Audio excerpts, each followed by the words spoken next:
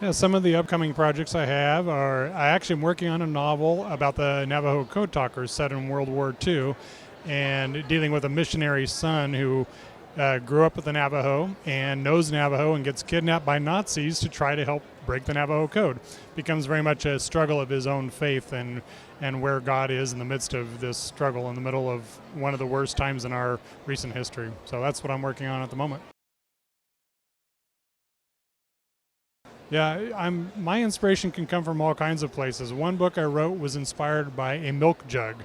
I literally looked down, saw the date, the expiration date on a milk jug, and thought about a man who had died the day before that I had known and did not know he was going to die.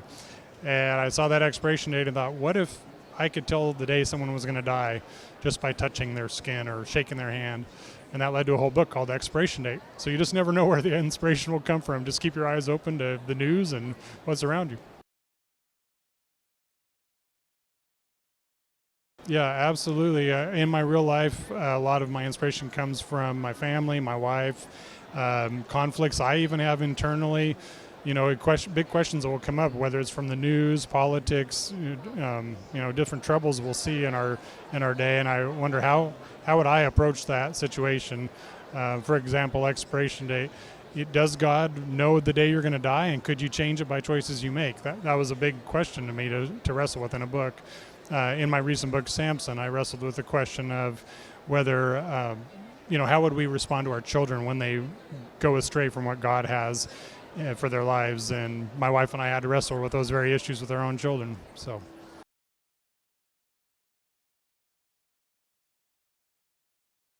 Yeah, so my recent book is Samson. It came out of movie theaters 2 weeks ago. The book actually came out in January. You can go to the samsonbook.com to get it, or to my website, wilsonwriter.com. And it's just a retelling of Samson's story from the Bible. There's 4 chapters in the Bible, so how do we turn that into a 300-page book? Well, there's a lot of steps in a story that lead someone to those big choices in their life, and I wanted to really explore that. So if you happen to read or love to write, one of the fun techniques I did in the book was using first-person present tense, where Samson's just talking as if it's happening right now, and to really understand what was motivating him, where did he go astray, and how can you relate to that, and where you come to a crossroads and you decide to go to the left instead of the right, and we see that in Samson's head in the story. So it was actually pretty fun, sometimes sobering. You're like, oh boy, this in real life he did this. I don't know why, but ultimately God was able to redeem and use him despite his flaws. So.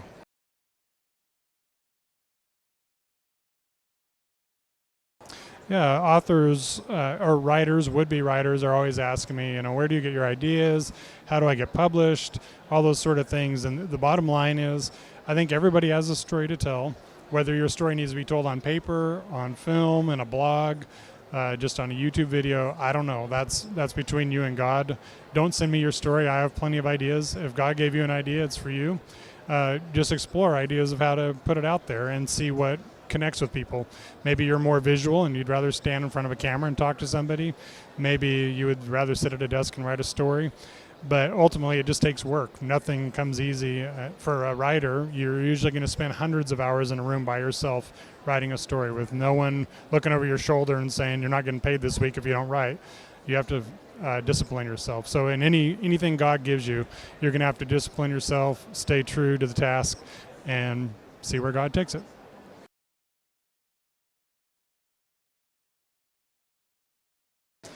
Yeah, I would love for you to go visit my website, wilsonwriter.com, or go to the samsonbook.com. You'll see excerpts of the movie. You'll see bits about the book. You can sign up, purchase the book online.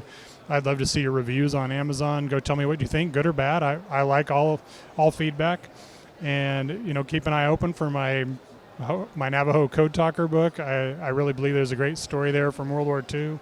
It will touch into Dietrich Bonhoeffer's story too, who was killed right before the end of World War II, but he was a anti-Hitler, anti-Nazi person. He stood up against the Nazis as a Christian, and a lot of people don't know that Christians were involved in that in World War II. And as Christians now, we need to stand up for those who are oppressed and abused, persecuted all around our world, whether it's the woman next door or an Arabic friend you have, whoever. Stand up for those that need to be stood up for. Love your neighbors, and that's really the heart of the gospel. Hi, my name is Eric Wilson. I'm the author of the new book Samson, and you're watching Parables, Empowering Entertainment.